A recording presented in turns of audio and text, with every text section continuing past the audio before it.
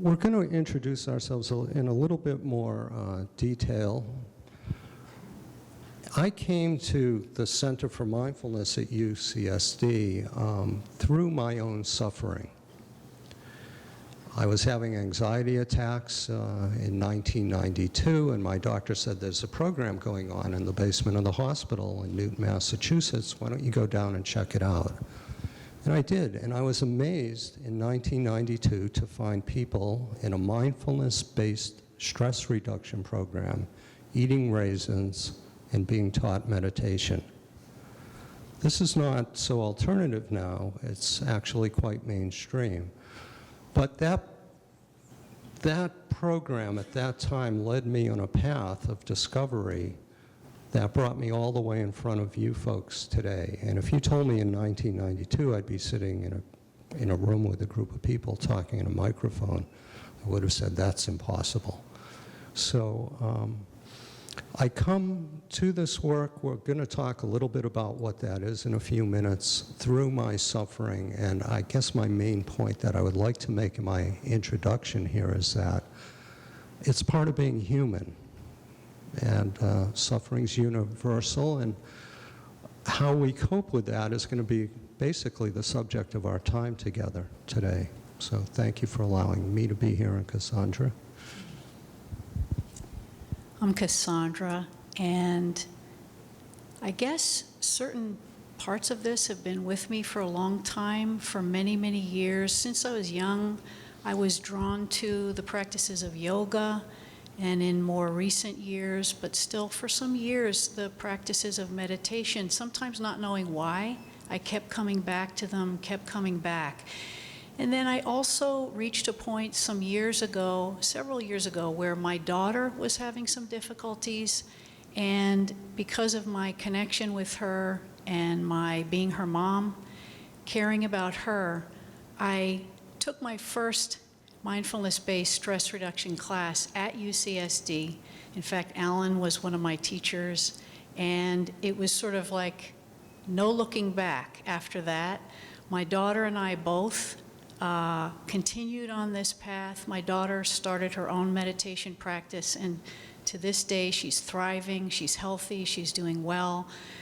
It just opened up so much for her. And like with myself, I've seen the changes that have taken place within myself, just helping me navigate life better, getting through this thing called life, which is not easy at times. Lots of struggling, lots of stress, joy and happiness, but not easy, this being human, in these human bodies, in human minds, not easy.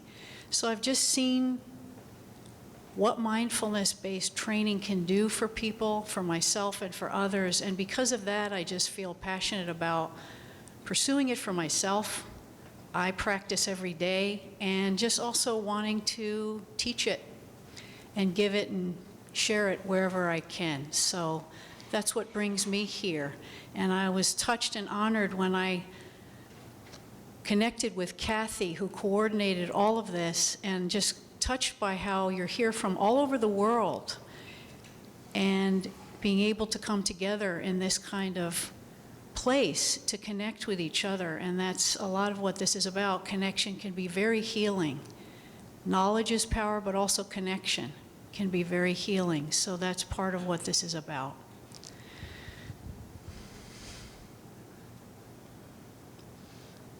So We've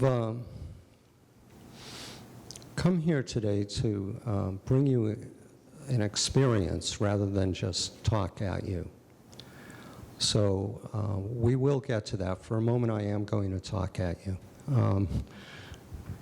This work started in 1979, the work that we do at the center, by a man named John Kabat-Zinn. How many people are familiar with John?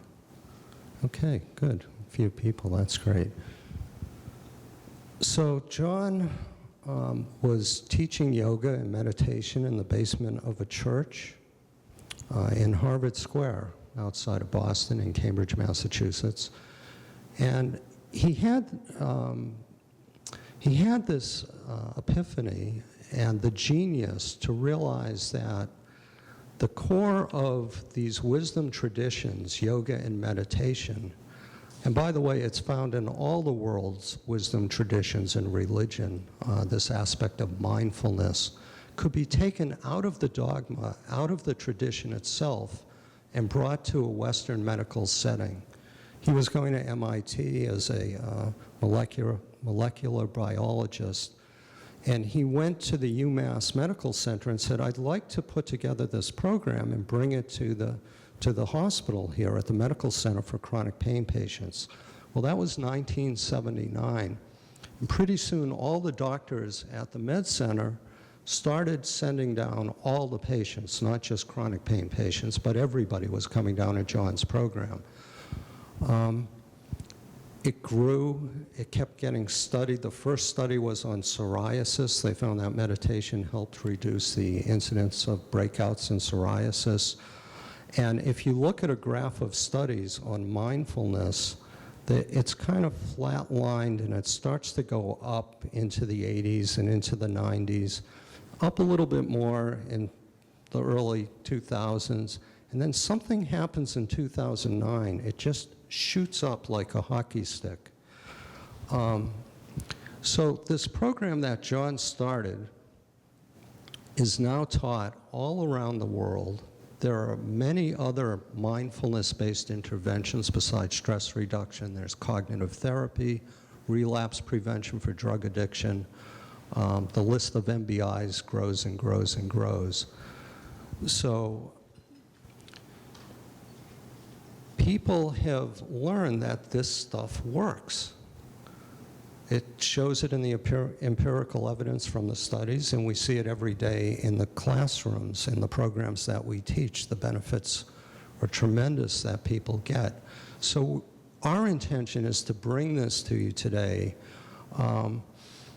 have you experience it a little bit, and kind of what we tell the people in our classes, if you can adopt this attitude today to let go of judgment and kind of treat our time together as an experiment where you're the scientist, you're the laboratory, and you're the results. And see if there's any little inkling of benefit for you, even within the meditation we just did. And if there is, perhaps you might choose to adopt what John started in 1979 to help you cope more effectively with what you're going through, both as patients and caregivers. Both as patients and caregivers.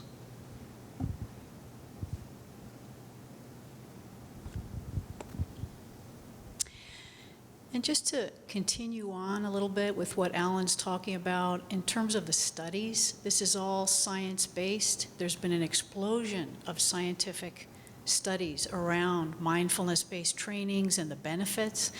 And without getting into all the studies, all the benefits, which would be impossible to do here today, just to give you a little bit of an idea, a glimpse, overall, mindfulness-based training has been shown to increase and enhance physical, mental, and emotional well-being and functioning. And in some of the areas, we can see this is it lowers stress, it even lowers symptoms in cardiac patients. It's been known to reduce symptoms of anxiety, depression, ADHD. Across the board, mind and body, there are measurable results. And just to give you about 3 examples of some breakthrough studies that took place, one was in 2003, a study done by Richard Davidson and John Kabat-Zinn showed that long-term, especially longer-term mindfulness-based training actually boosts the immune system. So it's like a kind of a systemic thing. You're sitting there meditating maybe, but somehow it's boosting your immune system. So that to me is amazing. In 2009, there was another study done by Dr. Elizabeth Blackburn, and she's out of the University of California at San Francisco. She and her colleagues won the Nobel Prize for a discovery of a certain enzyme called telomerase. And this enzyme, they found, is released more often in people who are doing mindfulness training. And what that does is it actually can slow down or even reverse the effects of stress and aging. And what happens is we have protective caps on the bottoms of our chromosomes called telomeres. And over time, naturally, just part of our aging process and exacerbated by stress, especially long-term chronic stress, these telomeres tend to deteriorate and disintegrate. And once they go, it was believed before 2009, that's it. There's no reversing it, they're gone, and then that accelerates our deterioration, mind-body deterioration. What she found in these studies is that with mindfulness-based practice, especially over time, that whole process can be slowed down and reversed. So there's a connection there that, to me, again, is just amazing. That's also having to do with feeling empowered, is that there's actually something that you can do to take care of yourself and even change what's happening in your chromosomes, which is amazing to me. Then again, in 2011, Sarah Lazar and her research group at the Massachusetts General Hospital discovered that there are actual measurable changes in the structure of our brain. So the cerebral cortex actually thickens and changes in structure with mindfulness-based practices. And then this area of the brain that's changing structurally has a lot to do with memory, decision-making, learning, all kinds of areas where we're functioning and it's affecting how we're functioning. So you can imagine if the structure of our brain is changing in these ways, that's affecting our perceptions, our emotions, our thinking, and in turn, our actions, our behaviors. It's affecting our overall functioning. So these are just a few examples of some of the breakthroughs in the research behind mindfulness-based practices. So there's something to it. We're using the word mindfulness a lot, so it might be beneficial to actually look at what it is or what it isn't. So the classic John Kabat-Zinn definition is moment-to-moment, non-judgmental awareness. It's paying particular attention to the moment in this special way, which is to be in the moment without judgment. It's kind of like having beginner's mind. If you think of a baby looking up at a ceiling fan, you know, we call it a ceiling fan. We have the wherewithal to know what it is and label it. But a baby just sees a whirling object, feels sensory, the perception of feeling the wind from the fan, and they stare at it. They're amazed. It's bringing this beginner's mind to the moment. So in terms of disease, in terms of healing, what does that mean? How does that help us? Well, when do we heal? When is it possible to heal? You know, if this is the moment, it's already here by the time we realize it's happened, or it hasn't happened yet, it's out here. So what we're suggesting is to actually somehow capture that moment, because that really is the only time we can bring healing. It's really the only time we can actually have an effect on these telomeres that Cassondra's speaking of. So this definition of moment-to-moment non-judgmental awareness is one way to look at it, and bringing beginner's mind to the moment and trying to capture it.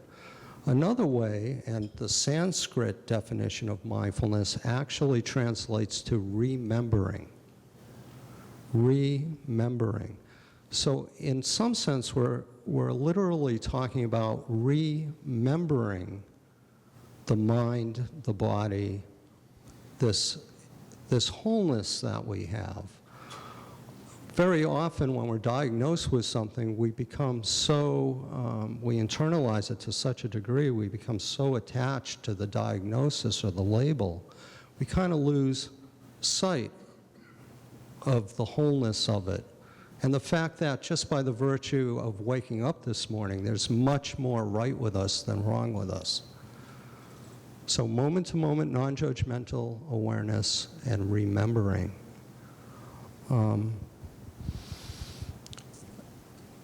It's the hardest work on the planet to be in the moment because, as I said, if that's the moment, it's already passed. So this isn't easy work, and we don't expect anybody to master it today or even after a few years' worth of practice. It actually becomes a lifetime experiment and adventure.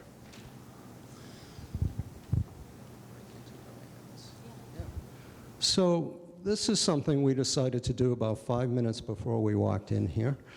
This being the first international conference of its kind, we found out that there's many people here who haven't seen anybody else who's been diagnosed with Erdheim-Chester disease. So we'd like to give you an opportunity, considering we're talking about stress reduction, to find somebody to turn to. You don't have to go too far, but it would be great if it was somebody you don't know. And have a few minutes to just kind of have a dialogue about what's stressful about Erdheim-Chester and having it, or being a caregiver of somebody who has it, or being a physician in the room who's treating people who have it. Nobody's under more stress than the doctors. We see it all the time in our programs. So we're going to give you a few minutes to do that. Just find somebody and have a short dialogue around the stress of it all. Then we'll come back together.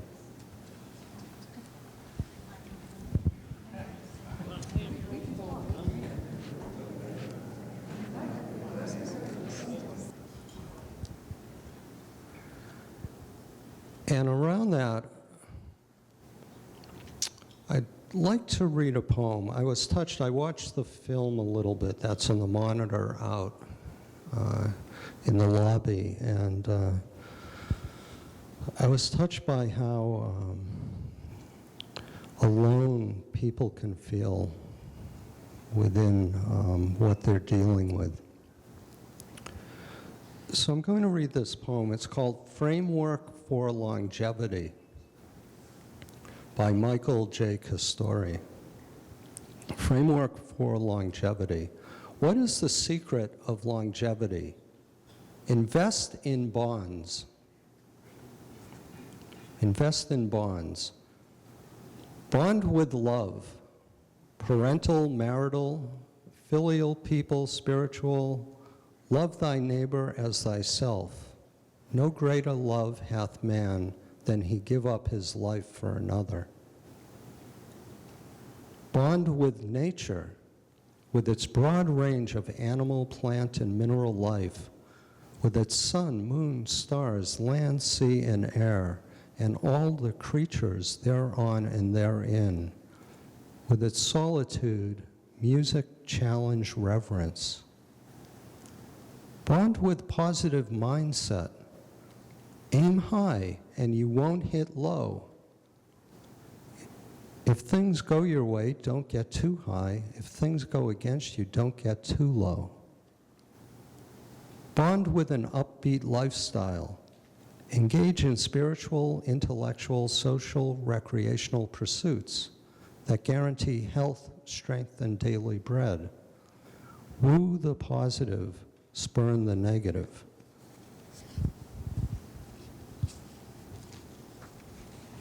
Bond with existence, an existence that you deem worthy of your worship. Daily lift up some thought, word, and deed to him, to her, to it. On each future birthday, check your investments. If you can look at each bond and say, been there, done that, you will end up dancing on the top rung of longevity's ladder.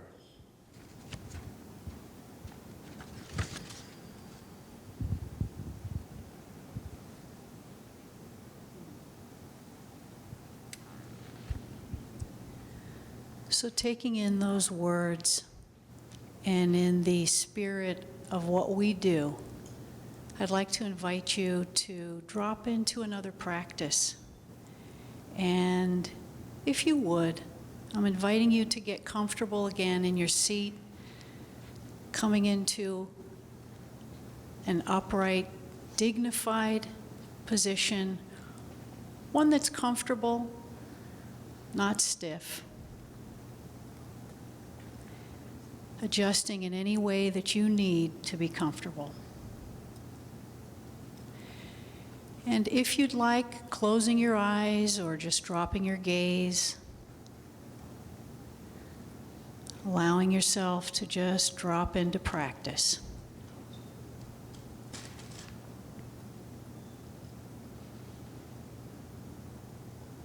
Becoming aware of this body sitting here.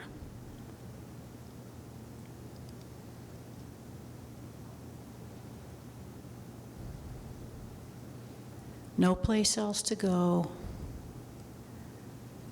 Nothing you need to do.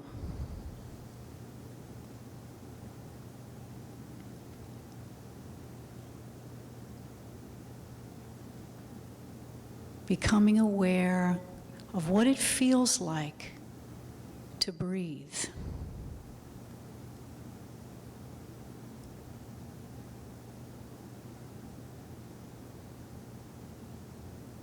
Breathing in, knowing that you're breathing in.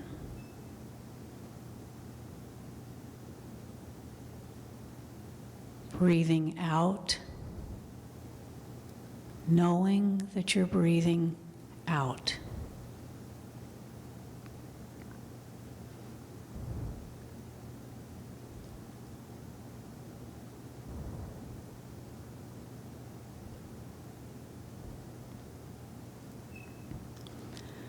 Becoming aware of where you feel the breath most prominently, most strongly in the body.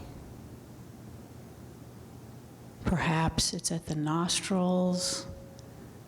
As you breathe in, noticing what the air feels like there. And as you breathe out at the nostrils, noticing any changes in the air there.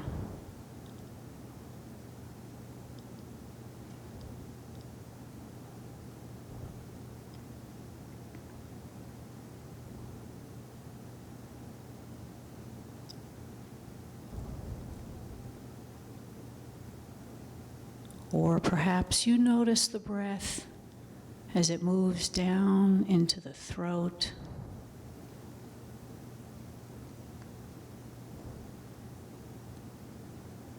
Or into the chest,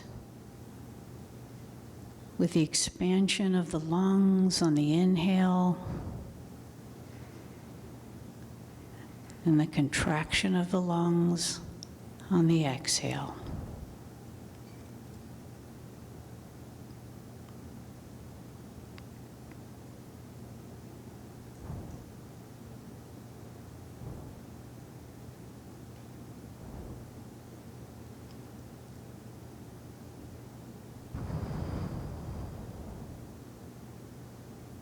Or perhaps you feel the breath most prominently, most vividly in the abdomen, moving down into the body, noticing the breath and the belly rising on the in-breath and falling on the out-breath.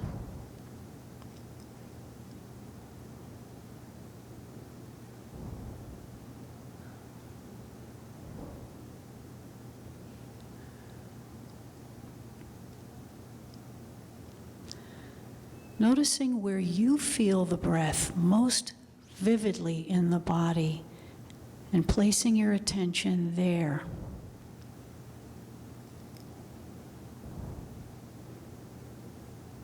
Drawing the mind down into the body with the breath.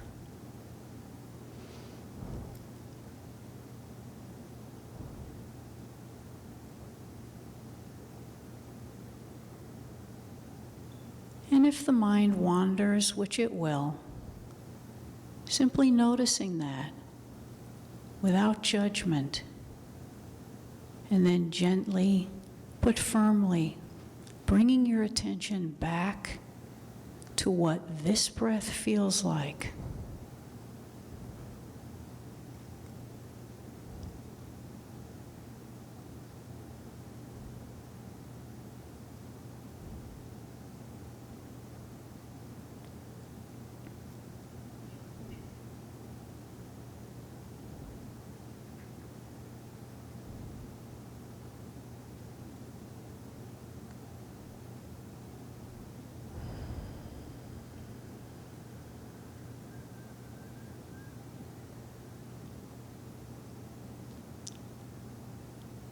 Noticing what the breath does. It knows just what to do, without the need to change the breath in any way, simply noticing and allowing the breath to do what it's done from the day you were born till the day you leave. Showing up for this breath.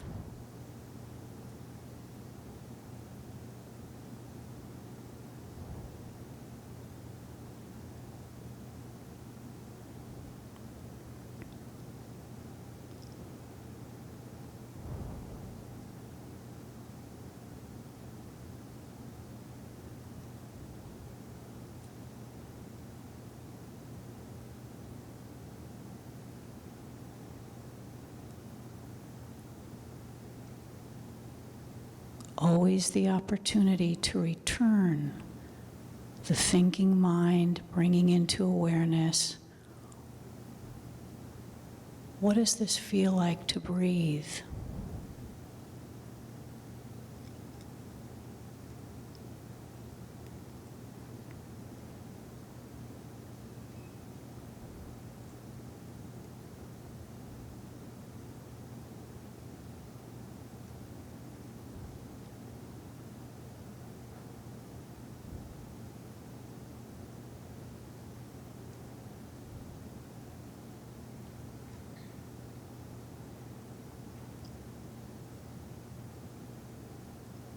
Breathing in,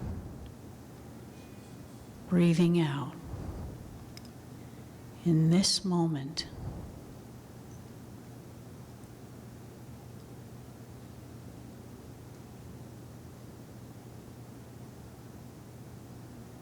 and in this moment.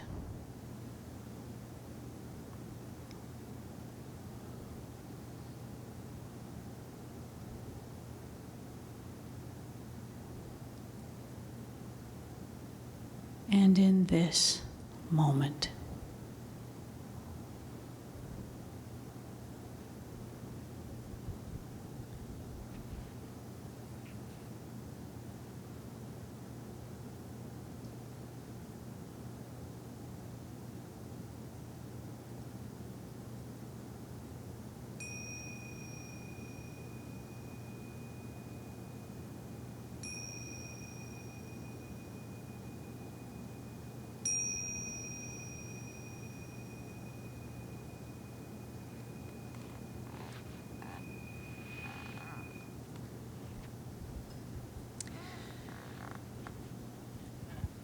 So taking a moment, staying with your experience, whatever that was,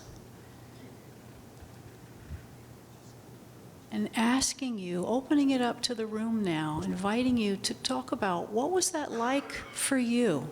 Whoever wants to comment, what was that like?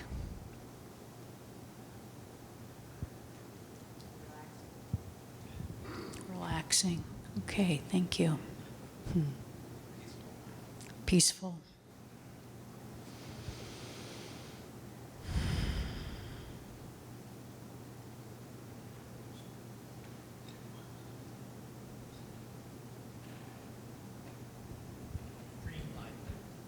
Dreamlike. Dreamlike, you said. Huh, how so?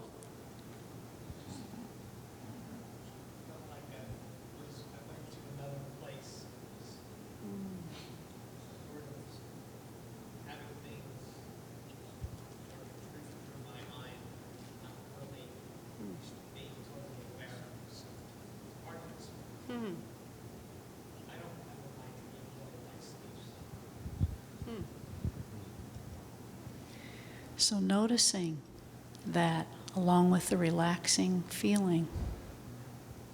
Thank you. Anyone experience any difficulty with this? Any struggle of any kind? Did anyone notice the mind wandering? You're in good company. That's what our minds do. Our minds like to wander. Sometimes we like to think of mindfulness training as, thinking of it as almost training a puppy dog. So without judgment, with kindness, if you're trying to train a puppy dog, it's like that's the way we try to train our minds or treat our minds, is if a puppy dog does something, pees on the rug, you're not going to yell at the puppy dog or beat the puppy dog. You might just gently but firmly usher the puppy dog over here. No, no, no, come on back to the breathing, come on back to this place and pee. So that's kind of the invitation, is to work with your mind that way. If you choose to continue meditating, the mind will wander. That's what it does. Thank goodness we have a mind and we can think, we can plan, but there are moments where we want to calm and settle the mind. So this is one of the ways to practice.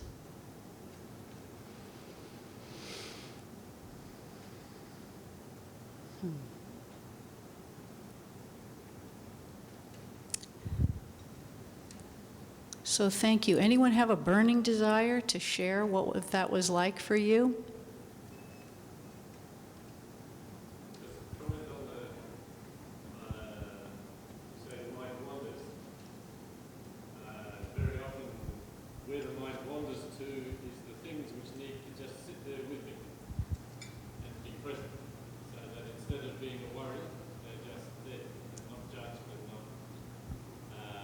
big or small, but just present, and then they gain proportion. Rather than being tried to put aside, they are with. And that's what I find very much more important than just trying to be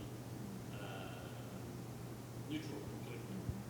The thinking is important, the thoughts that come to mind are important pieces of meditation.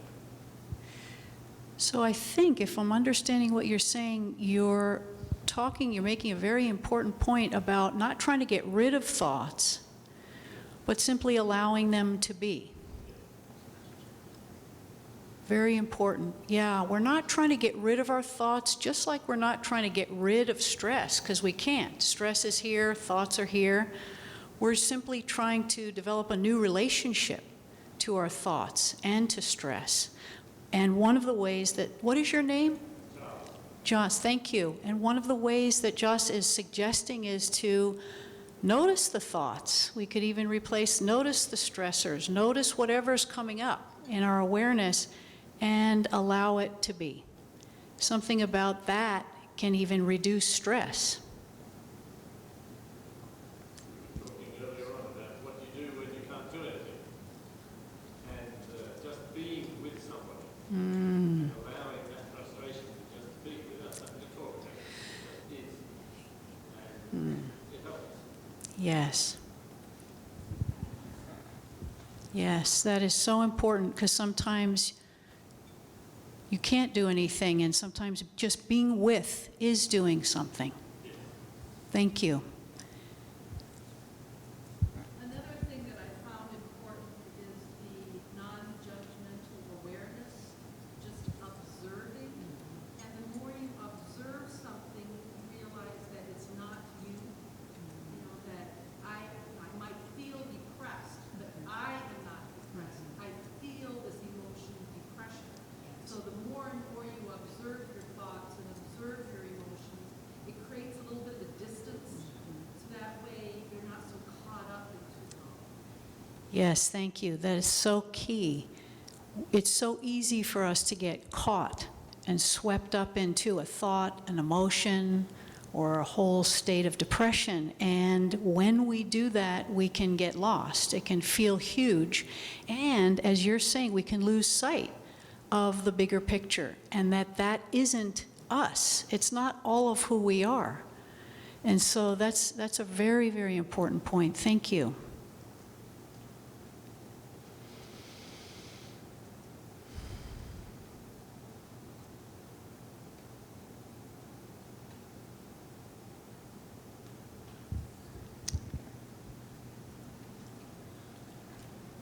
I just want to add that thoughts are just thoughts, if you think about it. There's no one thought that's actually more powerful than another thought. It's just a thought. It's the power that we give it. It's this shift in relationship, developing that spaciousness to step back and give us a moment to, it's our grandmother's advice of count to 10 before you react, you know, and then responding out of a more centered place with wisdom and discernment. So I think you know, what we're saying here is that meditation helps develop the mindfulness to be able to do that. Meditation's not mindfulness, it's just the vehicle for developing that ability.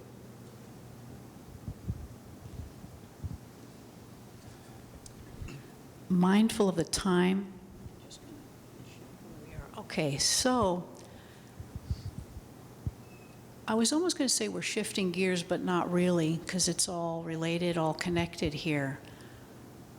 Just out of curiosity, how many of you that attended an earlier session, in particular the caregivers among you, how many of you heard anything about self-compassion? You did? What did you learn? Was it today that you heard something about that? Okay. All right. Well, I wanted to get into that a little bit, talk a little bit about self-compassion. Let me say that without mindfulness, a mindfulness kind of awareness, it's hard to have self-compassion because you need to become aware in any given moment that you're struggling or having difficulty. And that's a lot of what self-compassion involves. It's a kind of a turning toward ourselves when we're struggling, when we're having difficulty, when we're suffering in some way. And this is kind of almost can be a radical shift for us. Most of us are not used to doing this, turning toward ourselves. Especially for you, the patients, or even the caregivers in the room, you may be very used to turning toward others with compassion, helping, giving, caring. But how often are we really turning toward ourselves with kindness, caring, self-compassion? So I'm bringing this to you, kind of just wanting to open it up as, I hate to use the word a tool, but it's another sort of orientation, something to think about as you move through dealing and struggling with this very difficult disease, this disorder, or even just moving through life, which can be tough enough. There's a couple components. There's 3 components to self-compassion. And this, by the way, is coming out of some of the research done by Kristen Neff, who's done a lot of research-based work around self-compassion. The 3 components are, the first component is mindful, clear seeing. Basically, it's the ability to recognize in any moment, here is stress. Here is struggle. Maybe it's your own difficulty, your own suffering in any given moment. The second component is kind of holding that, almost an attitude toward it of kindness and the desire to alleviate or to reduce the suffering. And then the third component is the recognition of our shared human condition, as flawed and fragile as it is that no matter who you are or what's going on, you can rest assured that at any given moment, somewhere on the planet, there are probably hundreds of thousands of people, if not millions of people, who are also struggling or stressed in whatever way they're struggling or stressed. You're not alone. So this kind of common humanity piece is very important, because we tend, when we're stressed or suffering with whatever's going on for ourselves, we tend to constrict down into a very narrow place where we can feel very alone, like I'm alone in whatever I'm going through right now, and we tend to lose sight of our connection with the rest of the world, with the rest of humanity, and with the fact that we're all interconnected and there's a bigger picture. And so I just want to go over a couple practices. Basically, these are self-compassion practices that if you would like, you could use. And one is soothing touch. And it's very simple. It's portable. It can go with you wherever you are. It's basically just bringing touch to yourself. And by the way, research has proven that touch can release the hormone oxytocin in us, which can have a calming and soothing effect on our nervous system. When we hug a child who's distressed, or an animal, or even someone in our lives, it's been shown that their nervous system calms down. There's a very soothing effect. And so, radically, it's been thought to turn that towards ourselves. We can actually do that for ourselves, and oxytocin can be released within our own bodies when we say, for example, simply bring our hand to our heart. You can bring one hand or both hands to your heart, and it starts with a recognition maybe in any given moment of, oh, this is a stressful moment, perhaps bringing your hand to your heart. Or if you're in public and you don't feel like doing this, you can always kind of hold your arms. It just looks like you're crossing your arms, or just place a hand or your hands on your legs. Any kind of touch. And then when you do that, if you choose to do it, take a moment to just first feel the warmth of your own hand making contact. So that's something that, it's a very simple, it may even sound simplistic, like what's that really going to do? But actually there's hard research behind how that can actually calm and affect us in moments when we might need it. The second thing I'd really love to teach you, and this is by Kristen Neff. She came up with this. It's called the self-compassion break. And it's just a series of phrases that you could use in moments of distress. And if you'd like, you could even couple it with the soothing touch. So the first phrase is, this is a moment of suffering. So you can say this to yourself, the recognition, this, in this moment, is a moment of suffering. Suffering is part of life. May I be kind to myself in this moment. May I give myself the compassion I need. I'm going to say it again for whoever's interested. This is a moment of suffering. Suffering is part of any life. May I give myself the kindness that I need.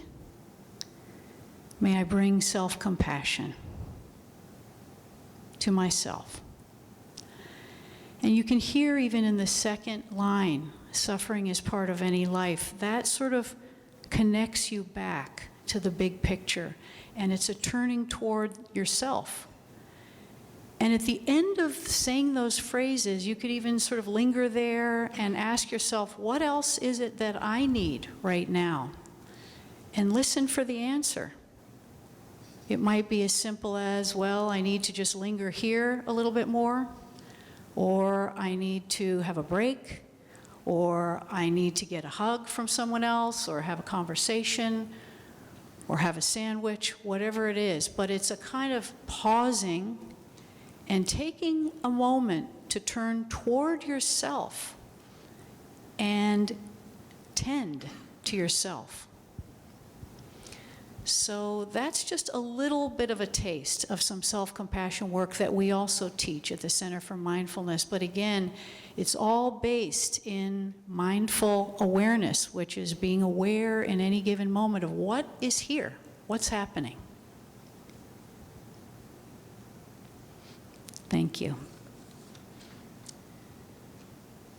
So are there any questions that you have at this point? Anything that you are curious about or wondering about?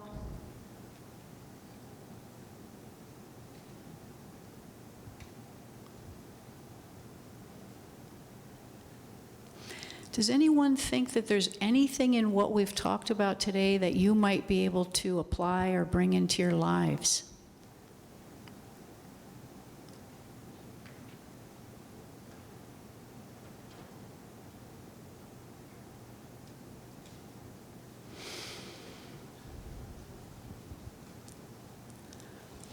Well, thank you so, oh, go ahead. I think that in addition to what you've been through with us, pausing is important between activities before starting something new. Just finish the old activity, pause a second before going on to the next. Helps.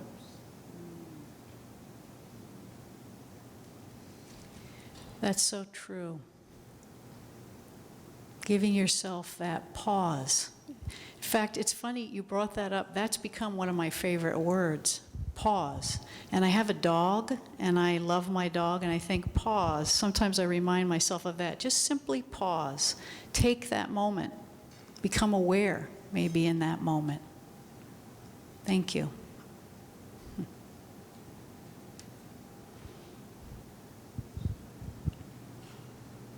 Thank you all for being such an attentive group.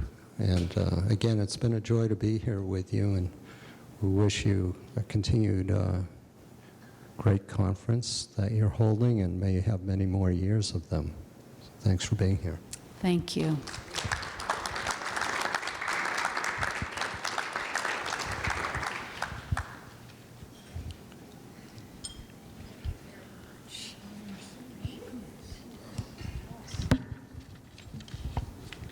So we're scheduled for a quick afternoon break. For those of you who haven't